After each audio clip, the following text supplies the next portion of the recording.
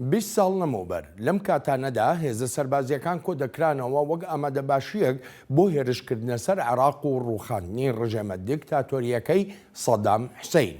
شکاندنی پەیکەرەکەی سەدام لە مەیدانی فردەوسی بەغدا ڕاگەیانێکی فەرمیانەی دەڕمانی ڕژێمی دیکتاتۆری بوو پاش زیاتر لە 30 ساڵی فەرمانڕەوایەتی کردن. هەروەها پەیامێکیش بوو کە ئیتر هیچ دەرفەتێک نەماوە بۆ بەرگریکردن لەو ڕژێمە. لەو کاتەدا هەندی وڵات هەبوون بە گومانەوە لە ئایندەی عێراقیان دەڕوانی و ئەگەرە ئاڵۆزەکانی ئەو شەڕەیان لەگەڵ بەڕێوەبەرایەتیەکەی جۆرج دەبلیو بوشدا باز دەکرد. بەڵام بۆ نمونە وڵاتێکی وەک کۆماری ئیسلامی ئێران بە تایبەتی لەو سەروەختەی هێرشەکەی تیادا دەکرا هاوڕوانین بووە بۆ ڕووخاندنی ڕژێمەکەی سەدام. ئەو هاوڕوانینە بەو مانایە ناکە هاوپەیمانی ئەمریکا بێ، بەڵکو لەو سۆنگەیەوەی بتوانێت دەرفەتێکی هەبێ بۆ جێبەجێکردنی بەرنامە پاوەندخوازیەکانی خۆی. گەردەلوولی بیابان بووە مای هەندێک گۆڕانکاری لە هاوچێشەکانی ناوچەکەدا لەو ڕوانگەیەوەی ئێران پێگەکانی خۆی لە سووریا و لوبنان و یەمەنیشدا بەهێز کرد وەکەوتە بزواندنی هێزە شیعەکانی تریش لە وڵاتانی تردا. ئەڵبەت ئەمە بێلەوەی پاش بڕیاری کشانەوەکەی ساڵی 2011 ئەمریکا لە عێراق ئیتر کاریگەریەکانی ئێران لە تەواوی جومگەکانی دەسەڵاتدارێتی و فەرمانڕەوایەتی عێراقدا بووە دیفاکتۆیەکی کەس نەتوانێت نکوڵی لێ بکە. ڕێکخراوە تێرۆریستیەکانیش سوودیان لەو بۆشاییە ئاسایشی و سیاسیانەی ناو عێراق وەرگرت و کردیان بە پێگەیەک بۆ خۆیان تا گەیشتە ئەوەی ڕێکخراوە تێرۆریستیەکەی دەوڵەتی ئیسلامی پانتاییەکی بەرفراوانی لە ناو عێراق و لە سووریاشدا داگیر کرد و دەوڵەتی خەلافەتی دامەزراند و لە شاری مووسڵەوە دامەزرانی ئەو دەوڵەتە خەلافەتیە ڕاگەیەندرا. هەرچۆنێک بێ هێرشی ئەمریکا و هاوپەیمانەکانی کۆتاییان هێنا بە سیستمی تاک فەرمانڕەوایەتی پارتی بەعسی سەدام، بەڵام وەک زۆرێک لە شیکەرەوە جەختی لێ دەکەنەوە ڕووخاندنی دامەزراوەکانی بەعس نەبووە مایی کۆتایی هێنان بە ئایدۆلۆژی و کللتوری بیرکردنەوەی بەعسیانە لە عێراقدا. گەردەلوولی بیابان هەر تەنها بڕیارێکی ئەمریکا و بەریتانیا و هاوپەیمانەکانی نەبوو، عێراقیەکانیش بەشدار بوون لەو بڕیارەدا، بەڵام لەگەڵ ئەوەشدا ئێستا و پاش 20 ساڵ لە فەرمانڕەوایەتی عێراقیەکان خۆیان ئەو وڵاتە پڕ بووە لە گەندەڵی و کەلێن و دابەشبوون و دەستێوەردانی دەرەکی و ڕەوشێکی نەخوازراوی سیاسی و ئابووری بە ئەندازەیەکیشە وەک بەشێکی زۆری عێراقیەکان دەڵێن هیچ جیاوازیەک نییە لە نێوان ڕەوشی ئێستا و ئەو سادا. خۆش هاتنەوە بۆ چاوی واشنتن.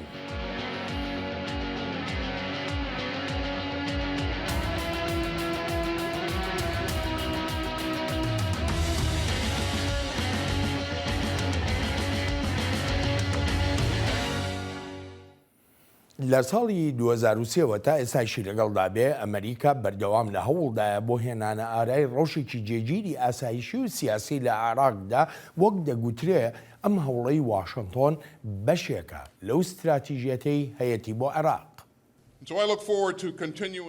چاوم لەوەیە ڕاوێژکردمان لەگەڵ هاوبەشە بەهادارە عێراقیەکانماندا بەردەوام بێت و بەرژەوەندی هاوبەشیشمان بەرەو پێش بەرین و هەروەهاش پەرەش بدەین بە ژیان و گوزەرانی عێراقیەکان. گەشتبینم بەیاندەی هاوبەشیمان و ئەمریکاش بەردەوام دەبێت لە بەهێزکردنی هاوبەشیەکەمان بۆ پشتیوانی لە ئاسایش و سەقامگیری و سەروەری عێراقدا. ئەمریکا دەژڵێت ئەم هەوڵەی درێژەی دەبێت بۆ قۆناغی پاششەڕی دژی تێرۆریزم هاوکات ڕێنمایی عێراقیش دەکا بۆ هەبوونی پەیوەندیەکی باش و زیاتریش لەگەڵ هاوپەیمانەکانی واشنتن لە ناوچەکەدا. هەر لەم سەردانمدا سەبارەت بە ڕوانینی درێژخایەن بۆ هاوبەشی بواری بەرگری لەگەڵ عێراقدا بۆ دوای داعشیش وتوێژمان کردووە.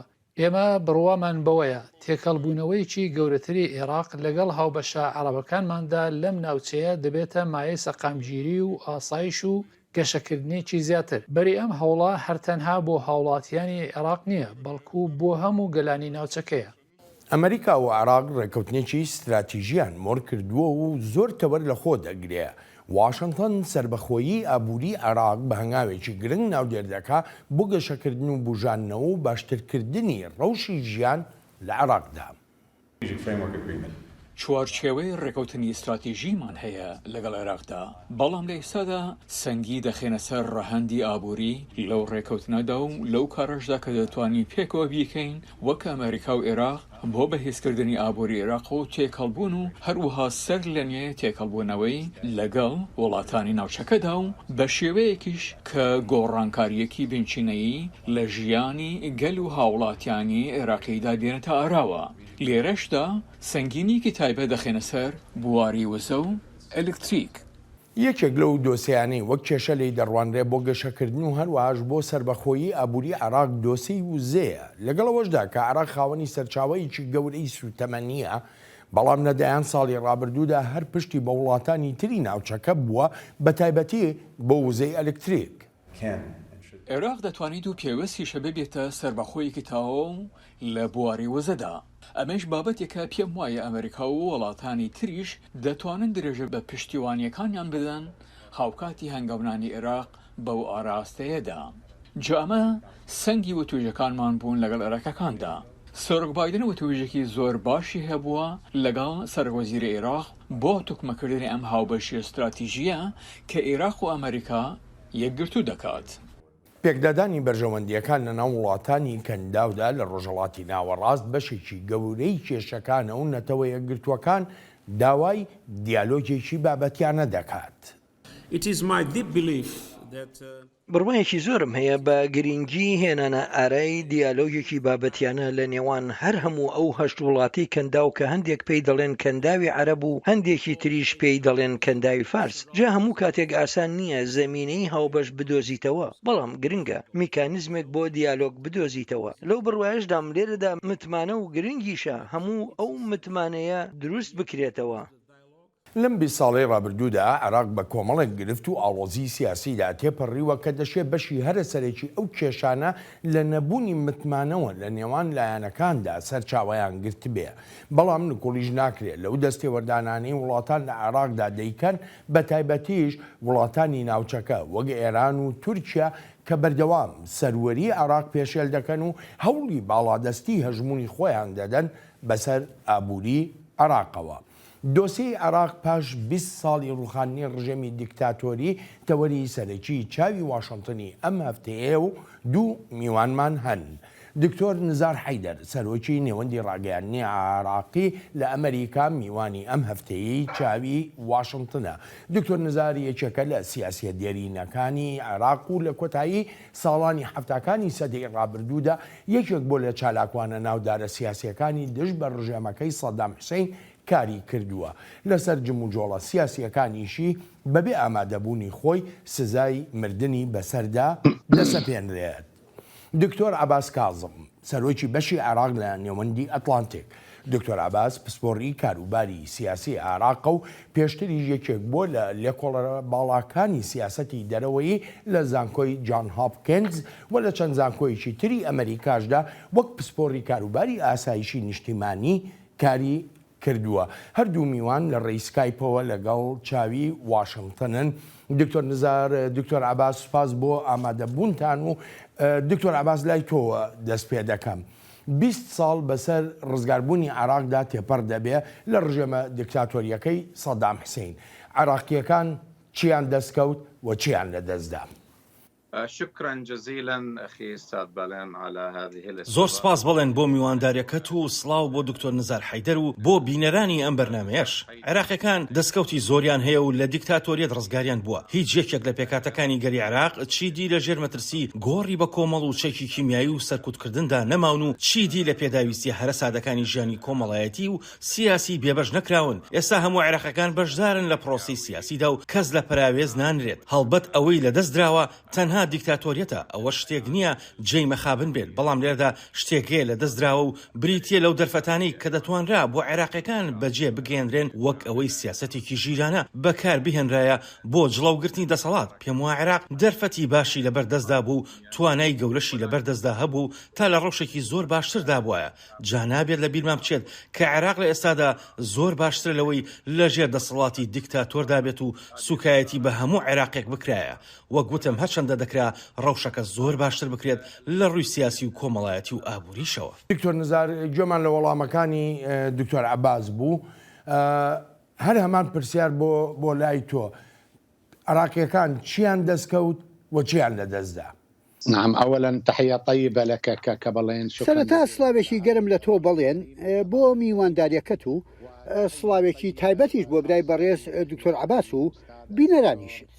لە ڕاستیدا هاوڕام لەگەڵەوەی دکتۆر عەباس باسی کرد. ساڵی 2003 ساڵێکی مێژووی بوو بۆ عێراقیەکان لەو کاتەوە کە دەوڵەتی عێراق دامەزراوە تا ئێستا، چونکە ئەو سەروەختەی لەم وڵاتەمان لەژێر دەسەڵاتی ڕژەمە دیکتاتۆرەکەی سەدام حوسێندا بوو بە هەموو مانایەک سەروەختێکی ڕەش و کارە ساتایی بوو.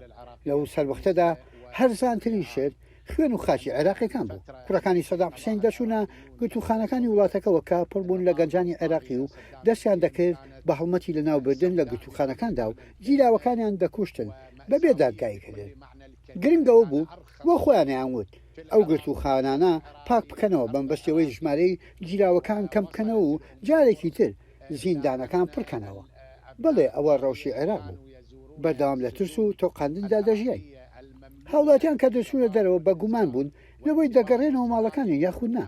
تەنانەت ئێمەش کە لەو کاتەدا لە دەری وڵات دەژین نەمانەتوانی تەنانەت بەو شەقامانەشدا بڕۆین کە باڵوێزخانە یان قونسوڵخانە یان تەنانەت ئۆفیسی هێڵی ئاسمانی عێراقی لێ بووە، چونکە دەستی کوشتنی ڕژەمەکەی سەدام گەیشت بۆ دەرەوەش. چەندان زانا و بیریار و مامۆستایان کوشت.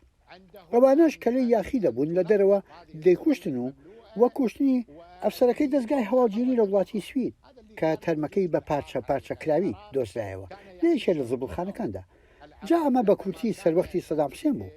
بەڵام لە سۆنگەی پرسیارەکەی تۆوە ئایا ئەو ئەڵتەرناتیڤە دۆزرایەوە یان پێی گەیشتین کە تەریب بێ لەگەڵ هەموو ئەو مەینەتیانەی بیندان لە سەروەختی سەدام حوسێندا؟ من بۆ خۆم بەڕاستی بەگومانم. بەڵێ من هەر لەسەر ئەو پرسی کە ئێستا جەنابەت دکتۆر نزار ئاماژە و پێ کرد هەندێ ڕای بینەرانی خۆمان هەیە، ینی بۆ نمونە کاک جەبار جەلال فایەق ئاماژە بەوە دەکا دەڵێ بەداخەوە لە یەک دیکتاتۆرەوە بوو بە سەدان دیکتاتۆر. لاوی ساڵح ئەوی ژەر بە هەمان شێوە دەڵێ بەڵێ لە یەک دیکتاتۆرەوە بۆ چەندین دیکتاتۆری تر دروست بوون لە دوای سەدام حوسێنەوە. ئایا ئەمە بە دەستکەوت دادەنرێ؟ نعم ربما هذا صحيح لكن في نفس الوقت بەڵێ دەشێ ئەمە ڕاست بێت، بەڵام هیچ یەکێک لە دیکتاتۆرەکانی ئێستا وەک ئەوەی لە سەرنجی بینەرەکاندا هاتووە هەرگیز ناکرێت هیچ یەکێکیان بەراورد بکەین بە دیکتاتۆر سەدام حوسێن. عێراقیەکان باشەزان باس لە چیەکەم. هیچ یەکێک لە دیکتاتۆرانەی ئێستا نەهاتوون دارستان و درەختەکان لە پارێزگاکانی عێراقدا لەناوبرن تاوەکو ئەو پۆلیسیۆنێ بدۆزنەوە دەستگیری کەن. هیچ یەکێ لەمانە چێکی کیمیایان بەکارهێنا و شارێک گوێران بکەن وەک ئەوەی سەدام حوسێن لە هەڵەبجەی کرد. هیچ یەکێک لەمانە ئێستا موشکی دوورهاوێژی بەکارهێناوە تا لە شارەکانی وەک کەربەلا و نەجەف بدات. نمونە ئێجگار زۆر. بەڵێ دکتۆر عەباس سەلام ڕانیایی ئەویش دەڵێ دیکتاتۆرەکە نەما بەڵام نەهامەتیەکان هاتن. صحيح الوضع الذي تغير ڕاستە ئەو ڕەوشەی ڕژێمی تیادا گۆڕا لە عێراق لە دیکتاتۆریەتەوە بۆ ئەو ڕەوشەی ئێستا شتێکی ئاسایی نەبوو.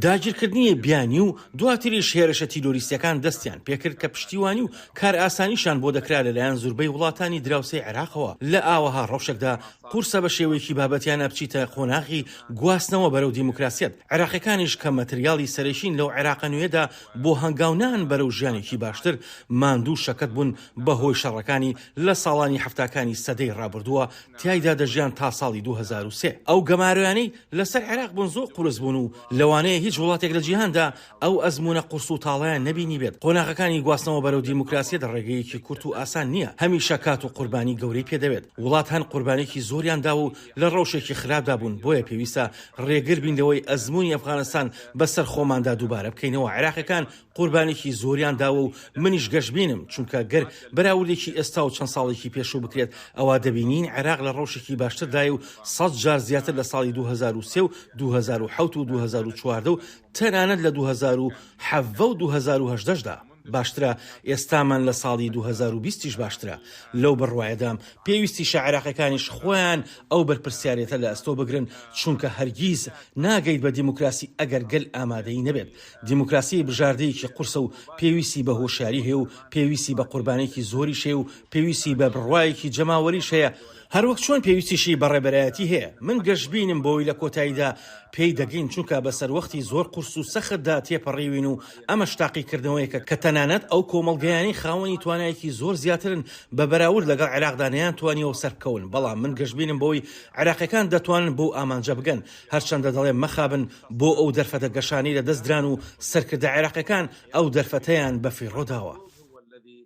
دکتۆر عەباس کاک باپیر مەحموود ئەویش پرسیارێکی ناردووە ئەڵێ ئایا ئێران براوەی سەرەکی بووە لەم ڕووداوانەی عێراقدا ئایا ئێستا دیموکراسی لە عێراق هەیە یان هەڵبژاردن تەنها ڕێوشوێنێکە بۆ ڕەواییدان بەو هێزانەی کە پەیوەندی تەمومژاویان لەگەڵ وڵاتانی تر هەیە ئەلبەت ئەم پرسیارە بۆ هەردووکتانە بالتأكيد جواب مختصر يعني بەدڵنیایەوە بە کورتی دەڵێم من بۆ خۆم تیۆری سیاسیم خوێندووە و چەندان ساڵیش مامۆسای هەمان بابەت بوون ڕەوایی سیاسی لە دوو سەرچاوەوە دێت یەکەمیان ئەوەیە سەرکردە یان سەرکردایەتی سیاسی پێویستە لەگەلەوە بێت لە ڕێی هەڵبژاردنەوە یان هەر ڕێگەیەکی تر کە ڕای خەڵک ئازادانە درابێت لەسەری دووهەمیش لە ڕێی چنینەوەی دەستکەوتەکانەوەیە جا سەرۆک یان سەرۆکوەزیران پێویستە هەڵوێستی گەورە بکات و خەڵک بە دەستکەوت دابنێت هەموو تیۆرە سیاسیەکان هاوڕان لەسەر ئەمە عێراق لە ئێستادا وڵاتێکی دیموکراتی نییە بەڵکو لەو ڕێگەیەدایە و لە قۆناغی گواستنەوەدایە بۆ دیموکراسی و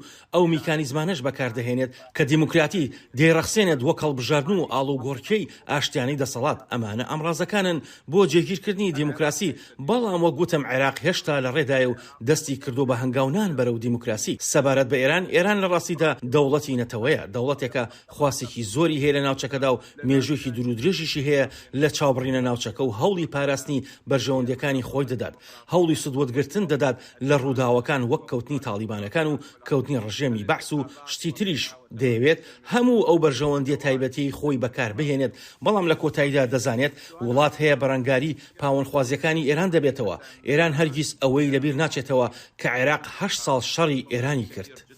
بە بزانین ڕای دکتۆر نزار چێ لەسەر پرسیارەکانی کاک باپیر مەحموود.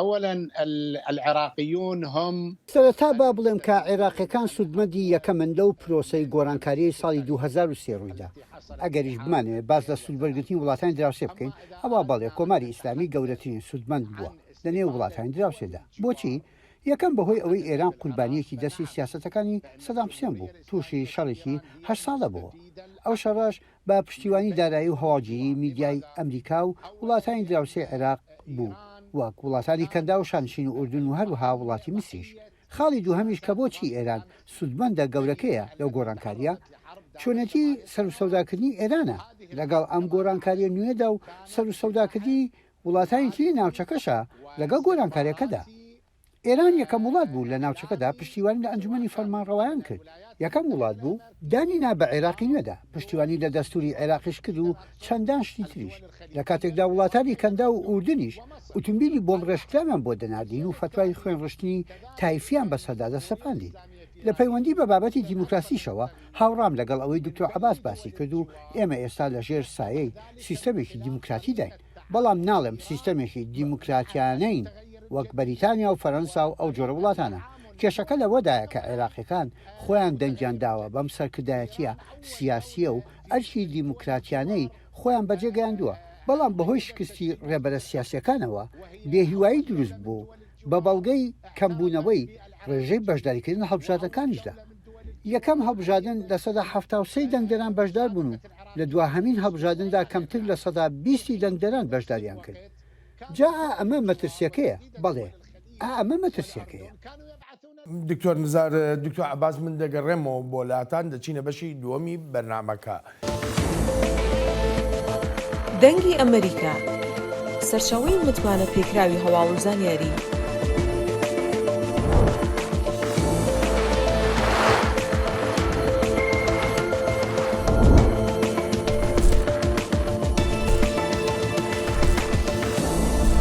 لە ماڵپەڕ و تۆڕە کۆمەڵایەتیەکانی دەنگی ئەمریکاوە ئاگاداری هەواڵ و گۆڕانکاریەکانی جیهان بە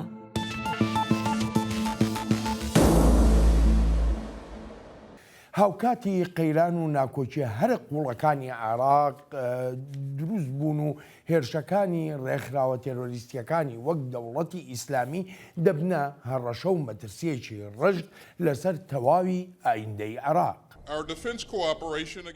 ئێستا هاوکاری بەرگریمان دژ بە داعش کۆڵەکەیکی بنەڕەتی پەیوەندیەکانمانە. ئەمریکا بەردەوام وابەستا دەمێنێتەوە بۆ پشتیوانی لە هێزە ئاسایشیەکانی عێراق و ڕەوشی ئاسایشی تەواوی ناوچەکە. لەم سەردانەدا سەرۆکوەزیری عێراق و منیش ئەم وابەستەیمان پشتڕاست کردەوە. لەگەڵەوەشدا کە هێزەکانی هاوپەیمانانی بەسەرکردایەتی ئەمریکا ڕۆڵێکی بەرچاو و گەورەیشیانە بوو لە ڕووخاندنی دەوڵەتە خەلافەتیەکەی ئەبوو بەکر البەغدادیدا، بەڵام زۆربەی لایەنە میلیشیایەکانی عێراق دواتر نەگەر داوای چوونە دەرەوەی هێزە بیانیەکانیان دەکرد، بەڵکو هێرشی موشەکیش دەکرایە سەریان. هێزە سەربازەکانی ئەمریکا ئامادەن لە عێراق بمێنەوە، هەرچی هێزەکانمان بۆ ڕاوێژکاریە نەکشەڕ. یارمەتیدەرین بۆ پشتیوانی عێراق لە سەرکردایەتیکردنی شەڕی دژی تێرۆردا. ئەمەش ئەرچێکی گرنگە و پشتیوانیکردنی هاوبەشە عێراقیەکانمان جێشانازیە. بەڵام پێویستیشە بتوانین بە پارێزراوی ئەم ئەرکە گرنگەمان بەجێ بگەێنین. سوپاسی سوودانی سەرۆکوەزیر و عەباسی وەزیری بەرگری دەکەم بۆ ئەو وابەستەیەی دەڕیان بڕیوە سەبارەت بە دڵنیابوون لەوەی هێزەکانی هاوپەیمانان کە لە سەرداوای حکوومەتی عێراق لێرن پارێزراو دەبن لە کاراکتەرە دەوڵەتی و ناودەوڵەتیەکانیش.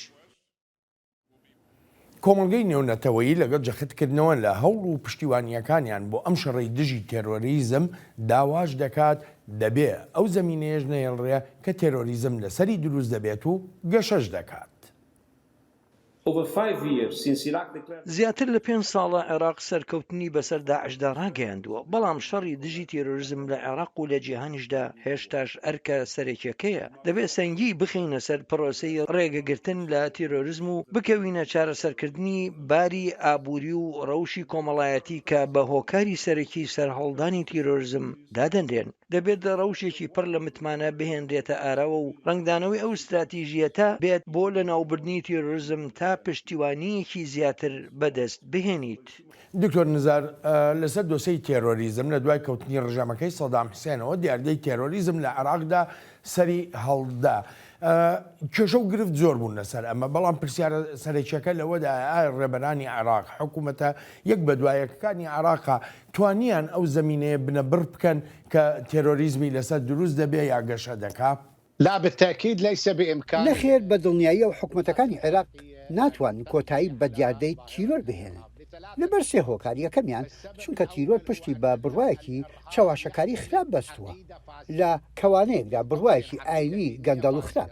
ئەو جۆرە بڕوا خراپە هەرگیز ناتوانێت ڕۆژێک لە ڕۆژانە ناوبردێت. خاڵی دوو هەمیش ئەوەیە لە هەندێ ناوچەی عێراقدا زۆر بەداخەوە هێشتاش داڵدەی تیرۆرە دێت. جا دەبێت بە هەر شێوەیەک بێت کۆتایی بەو داڵدەدانە بهێنێت، بەڵام مەخابن تا ئێساش نەتوانراوە کۆتایی پێ بهێنێت لەبەر چەند هۆکارێک کە ئێستا لەبەر کاتی بەرنامەکە نامەیە باسییان بکەم. هۆکاری سێهەمیش ئەوەیە بەداخەوە تیرۆر تا ئێستاش یەکێکە لە ئامرازەکانی سیاسەتکردن، جا نێودەوڵەتی بێت یان لە ناوچەکەدا یانیش لە ناوخۆی عێراقدا. بەڵێ با بزانین دکتۆر عەباس، دکتۆر عەباس هاوڕای لەگەڵ ئەوەی کە ئێستا دکتۆر نزار باسی کرد. من الصعب جدا أن يختلف الإنسان مع الأستاذ نزار حيدر. زۆر قورسە کەسێک بتوانێت لەگەڵ بەڕێز دکتۆر نزاردا جیاواز بێت. دەکرێت تەنها شتێک زیاد بکەم، تیرۆر بۆ مانایی وەک هێزێکی چەکدار، بەڵێ ئاسانە بتوانیت دزاڵبی بەسەریدا یان مەترسیەکانی تا ئەو پەڕی ڕادا کەم بکرێتەوە بەم شێوەی ئێستای ڕەوشی ئاسایشی عێراق و ئەوەی بەسەر قاعیدە و داعشدا هاتووە. هاوڕام لەگەڵ دکتۆر نزاردا کە قورسە ئایدۆلۆژیای تونڕەوی لە ڕەگوڕیشەوە هەڵکێشتێت لەبەر ژمارەیەک هۆکار لەوانە بۆ نمونە پێویست بە پرۆژێکی نیشتیمانی هەیە لەگەڵ پشتیوانێکی جیهانیدا. حکومەتی ئێستا و حکومەتەکانی داهاتووی عێراقیش دەتوانێت کاری خۆی لە بەرامبەر ئەو دیاردەیەدا بکات لە ڕێی بەکارهێنانی ئامڕازە سیاسیەکان و ڕێگەی تری کۆمەڵایەتیەوە. لە بیرمان نەچێت هەر تەنها عێراق نییە کە دیاردەی تیرۆری تێدایە، وڵاتانی دیکەشان پێشکەوتون و توانای گەورەشیان هەیە، بەڵام لە هەمان کاتیشدا کێشەی تیرۆریش بەرۆکی گرتوون. جا بە دەگمەن وڵاتێک دەبینین لە جیهاندا کە تیرۆر زیانی لێ نەدابێت. ئیتر ئەمە کەوتۆتە سەر ئاستەکەی چەندە و چەند نییە سەبارەت بە عێراقیش لەو بڕوایەدام گەیشتوونەتە ئاستێکی تا ئەندازەیە گونجاو لە نەهێشتنی دیاردەی تیرۆریزمی چەکداردا بەڵام لەو باوەڕەشدام هێشتا هەرماومانە و لە دواهەوەین چونکە ئام ڕازە ڕاست و دروستەکان بە تەواوەتی بەکار ناهێنین بۆ لە ناوبردنی ئایدۆلۆژیەتی تیرۆر و گۆڕینی بە بیرۆکەیەکی ژیان دۆستانە لەبری ئەو ئایدۆلۆژیەتەی مەرگ دۆستی دەسەپێنێت. دکتۆر عەباس باز لەوە دەکەی جەنابەت کە دەڵێ یعنی تا ئەندازەیەکی باش هەوڵدراوە بۆ نەهێشتنی تێرۆر لە عێراقدا ئەی لەسەر ئەوەیان ڕاچیە تا چه ئەندازەیەک ڕێبەرانی نوێی عێراق لە عێراقی نوێدا هەوڵیان داوە ئایدۆلۆژیەتی بەعسیزم لەناو کۆمەڵگەی عێراقیدا نەهێڵن.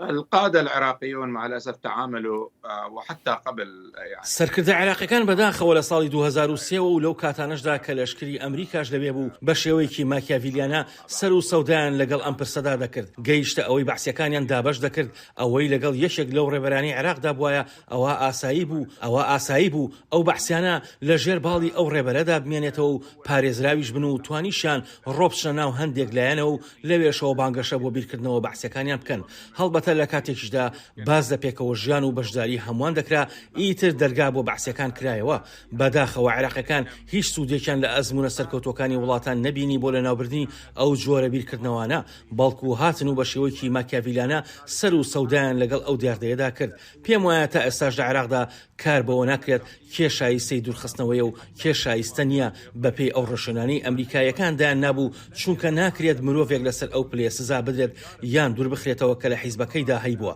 هەندێک لەوانەی سەر بە بەعز بوون پلەکان لە ئاستێکی نزم یان مام ناوەندیدا بوو هەندێکیش پلەی باڵایان هەبووە بەڵام مەرجیش نەبووە تاوانیان کرد بێت یان دەستیان بە خوێنی عێراقیەکان سوور بوو بێت جا خراپترین شتێکە لە جێبەجێکردنی یاسای لە ڕەگوڕیشەوە هەڵکێشانی بەعس ئەوە بووە هەندێک بە ناوی ئاشتەوایی و بە ناوی سیاسەتەوە گەڕانەوە هەر بۆیە لەو بڕوایەدام ڕێبەرانی عێراق لە هەردوو جۆری سەوداکردنەکانیاندا هەڵەبوون نەیانتوانیوە کاریگەریەکانیان نەهێڵن و نەشیان توانیوە ئەو ترسە گەورەیە بڕەوێنەوە.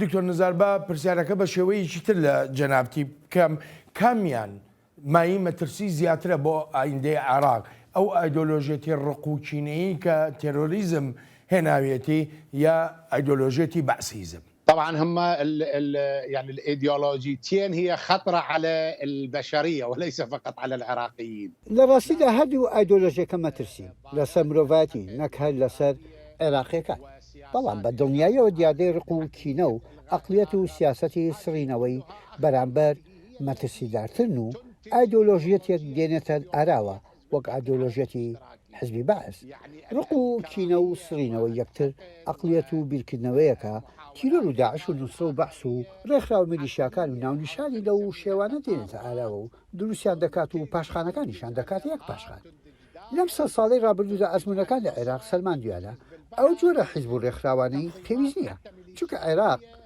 فرا پێکاتە و کراوەیشە بۆ هەموو کلتورەکان و ڕۆشنبیری جۆراجۆریشی تایە تەنانەت سەروەختێ هەبووە لە عێراقدا لە ناو یەک خێزاندا یەکێک کۆمۆنیست بووە و یەکێکی تیان نەتەوە پەرست و یەکێکی تریشان لە خێزانەکەدا ئاینی بووە و یەکێکیشیان تیا بووە خۆی بە خاوەنی هیچ بیرروڕایەکی ئاینی نەزانیوە و پێکیشەوە ژیاون بەبێ هیچ کێشەیەک. بەڵێ من دەگەڕێمەوە بۆلاتان.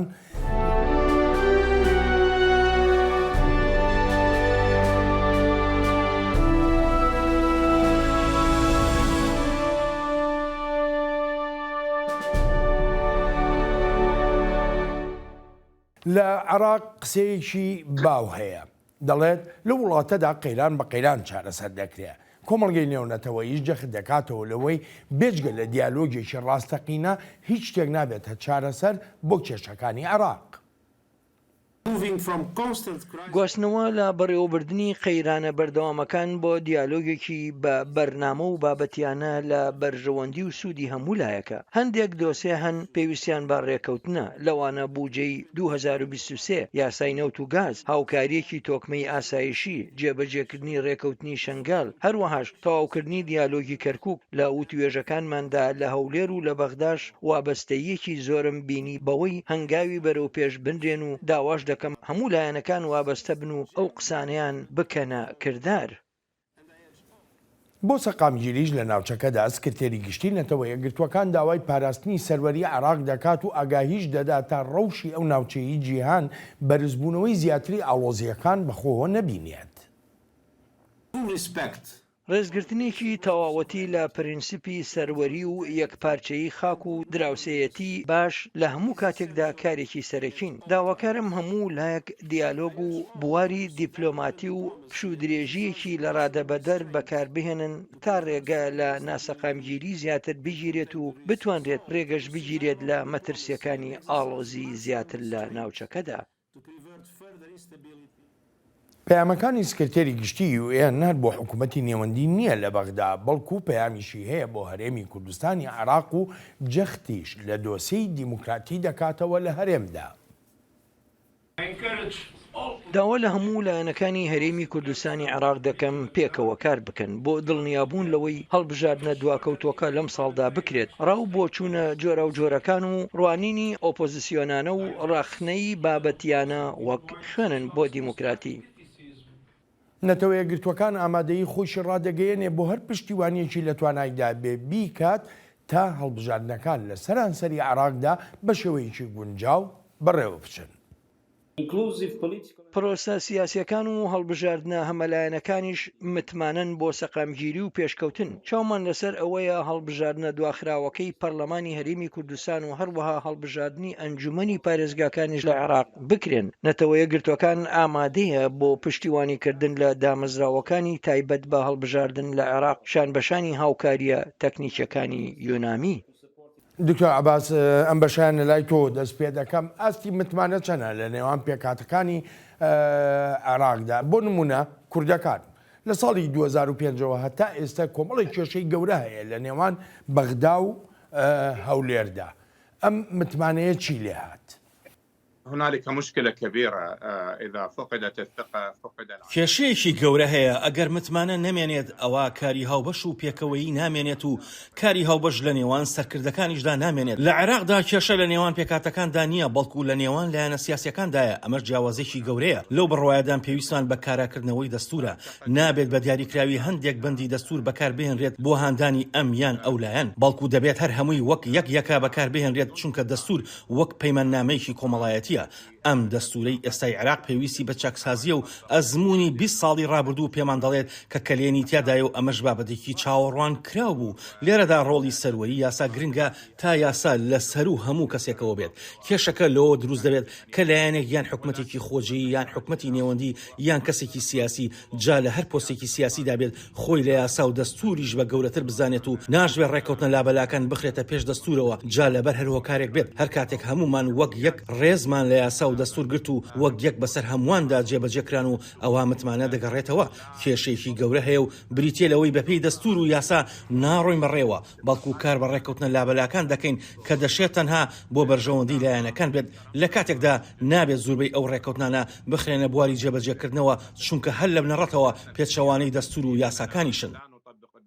مەڵێ دکتۆر نزار، بەڕای تۆ عێراقیەکان پرۆژەیەکیان هەیە بۆ ئایندەی عێراق، پرۆژەیەکیان هەیە کە عێراق بەرەو سەقامگیریەکی تەواو ببن لە کاتێکە لە ماوەی 20 ساڵی ڕابردوودا عێراق پڕ بوو لە کێشە بە دوای کێشەدا، لە قەیران بە دوای قەیراندا.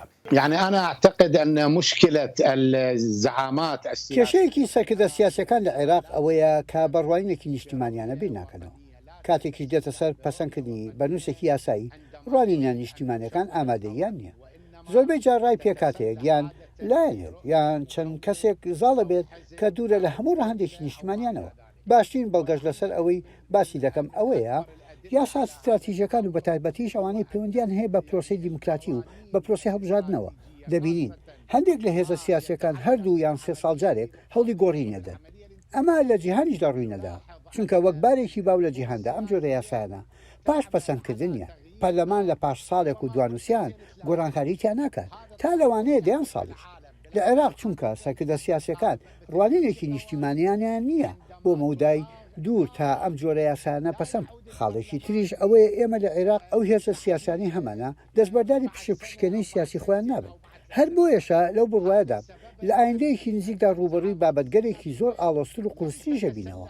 بەڵگەش ئەوەیە پێشتر ئاوەزی کێشە و گرفتەکان لە نێوان شیعە و سونە و کووردا بوون کە سێ پێکاتە سەرچێکی عێراقن، بەڵام ئێستا ناکۆچیەکان لەناو پێکاتەی شیعە و پێکاتەی سونە و پێکاتەی کوردیشدایە و لەوانەشە سبەینە ناکۆچیەکانیش بکەونە ناو خودی هەر لایەنێکی ناویەکێک لەو پێکاتانە بێت. بەڵێ من دەگەڕێمەوە بۆلاتان دۆسی ئازادیەکان لە عێراقدا گرنگیکی تایبەتی هەیە. لەم ماوەی ڕابردوودا بە یاسایەک خواردنەوە کەهولیەکان لە عێراق قەدەغە کرا بە پێی ڕای زۆرێک لە پسپۆر ئەو یاسایە زەوتکردنێکی تری ئازادیەکانی تاکە کەسە. پێوەستە هەموو کەس بزانێت عێراق وڵاتێکی ئیسلامی نییە. ڕاستە ئاینی وڵات ئیسلامە، بەڵام ئاینی جیازیش هەن لە عێراقدا. لە هەندێک لە کۆمەلگا ئاینیەکاندا ڕێگە دراوە بە خواردنەوە و فرۆشتنی ئەلکۆهۆڵ. جا بە هەر شۆکارێک بێت حکوومەت ناتوانێت ڕوانینێک یان ئایدیۆلۆژیەتێکی تایبەت بسەپێنێت بەسەر هەمووان. عێراق وڵاتی فەرەکەلتورە و وڵاتێکە بۆ ئازادیەکان. جا هەموو کەسێک دەزانن باوانەشەوە لە دەسەڵاتن. قەدەغەکردنی فرۆشتنی خواردنەوە کەهۆڵیەکان وەها دەکات خەڵک بە شوێن شتی تردا بگەڕێن وەک بەنگ و مخەدەرات کە ئەمەیان بەرەنجامێکی زۆر خراپی دەبێت و لەوانەشە کۆمەڵگا وێران بکات.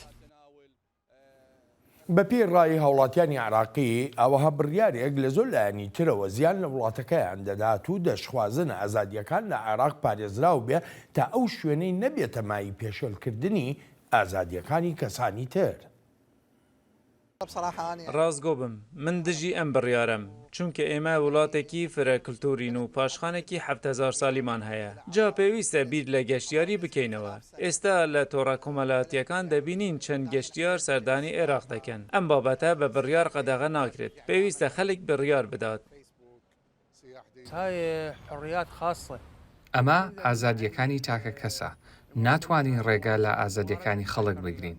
ئێمە ئێستا لە قۆناغێکی دیموکراتی داین و بێگومان ئاوەها بڕیارێک بەرەنجامی خراپی دەبێت، وەک دەست بە سەرداگرتنی بازار و پەرەسەندنی بازاری ڕەش، وەک ئەوەی ساڵانی نەوەتەکان هەبوو کاتێک نرخی خواردنەوە کەحولیەکان و جگەرەش بووە 5 هێندە. ئەگەر چی ڕژێمی دیکتاتۆری لە عێراقدا نەما و حکوومەتەکانی عێراقیش لە ساڵی 2005ەوە لە ڕێی هەڵبژاردنەوە دەسەڵات دەگرنە دەست، بەڵام پێ ناچێت وەک هاوڵاتیانی عێراقی خۆیان دەڵێن بوو بێتە جێی هیوایەکی ئەوتۆ بۆ عێراقیەکان. کوا دیموکراتی ئەوە ساڵی 2023 و نەدیموکراتیمان هەیە و نەئازادی. خەڵک ناتوانن ئازادانە بچنە دەرێ و چێژ لە ژیان ببینن. هەز بە پارێزراوی ناکەین. ئێستاش خواردنەوەی ئەلکەهۆلیان قەدەغە کردووە. من ناخۆمەوە، بەڵام هاوسۆزم لەگەڵ ئەو خەڵکەی دەخۆنەوە. باشە ئیتر ئێستا چی بکەین؟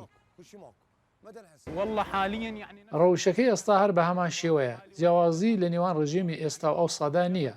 ئێستاش کە داوای مافەکانت دەکەیت بە چەک بەرەنگارت دەبنەوە و دەکوژرێیت. نانەخێر هیچ جیاوازێکی لەگەڵ ڕژیمی پێشوودا نییە. دکتۆر عەباس دکتۆر نزار، یەک پرسیارم هەیە بۆ هەردووکتان و کۆتایی بە بەرنامەکەت دەیێنین.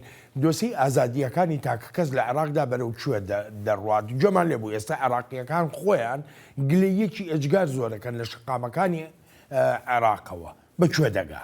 يعني أنا أعتقد أنه هنالك مشكلتان في لەو بڕوایەدام دوو کێشە هەن لە پەیوەندی بە ئازادیەکانەوە. یەکەمیان تێگەشتن لە ئازادی. هەندێکیش کەس وەها تێدەگەن ئازادی شتێکە و ڕەهایە و وەها لی تێگەشتون کە دوورکەوێتەوە لە کۆمەڵگە و بارە باوەکانی کۆمەڵگە و ئەو ڕەوشەی کۆمەڵگەی تیادا دەژی و هەرچێکی ویست بە ناوی ئازادی و بیکە لە کاتێکدا پێویستە لەگەڵ بەکارهێنانی ئازادیەکاندا هۆشیاری شەبێت. خاڵی دووەمیش ئەوەیە کە ئازادیەکان پێویستیان بۆی بپارێزرێن. ئەو پاراستنش لە ڕێی یاساوە دەکرێت و هەروەهاش لە ڕێی هۆشیاری کۆمەڵایەتیەوە. ئێمەش کۆمەڵگەیەکین هێشتا لێکەوتەکانی ڕژێمە دیکتاتۆریەکانی پێشومان لەسرە. هێشتا ڕای جیاوازمان قبول نییە. ئەمەش بێگومان کێشەیەکی گەورێ و لە قۆناغە بەرایەکانی خوێندنەوە دەست پێ دەکات و لەگەڵماندا گەورە دەبێت. هەر بۆیە کاتێکی درێژخایانی دەوێت تا زەمینە دەڕەخسێت. ڕاستە ئازادیەکان یەکێکە لە بەرەنجامەکانی دیموکراسی و گرنگترین بەرەنجامە سیاسیەکانی دیموکراتیشە.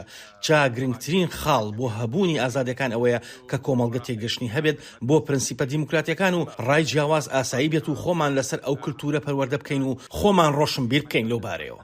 بزانم دکتۆر نزار چیمان پێ دەڵێت. دکتۆر نزار زۆر بە کورتی تکایە. يعني أنا أعتقد أن الدستور العراقي ضمن لەو بڕوایەدام دەستوری عێراقی ئازادیەکانی تاکە کەسی تێدا پارێزراوە بۆ هەموو هاوڵاتێکی عێراقی، بەڵام هەندێک کێشە هەن لەوانە ئەو بەندە دەستوریانەی ئازادیەکانی تاکە کەسیان پاراستووە بە هیچ شێوەیەک لەلایەن حکوومەتەکانی عێراقەوە کاریان پێ نەکرا و خاڵێکی تریش ئەوەیە هەندێک لایەن ئەو ئازادیانیان زەوت کردووە. دکتۆر عباس، دکتۆر نزار زۆر سوپاسان دەکەم بۆ بەشداریتان لە بەرنامەی ئەم هەفتەیە چاوی واشنگتندا. ئەلبەتە سوپاسی بێپایانم بۆ ئێوەی خۆشەویستە کە تا ئێستا لەگەڵماندا بوون. تا هەفتەی ئایندا چاوێکی نوێی واشنگتن ڕێز و خۆشەویستی ستافی بەرنامە هەروەها هی خۆی شەم بەڵێن ساڵح بەسەر بفەرمونون هەر لە خۆشیە جەتان بێڵی.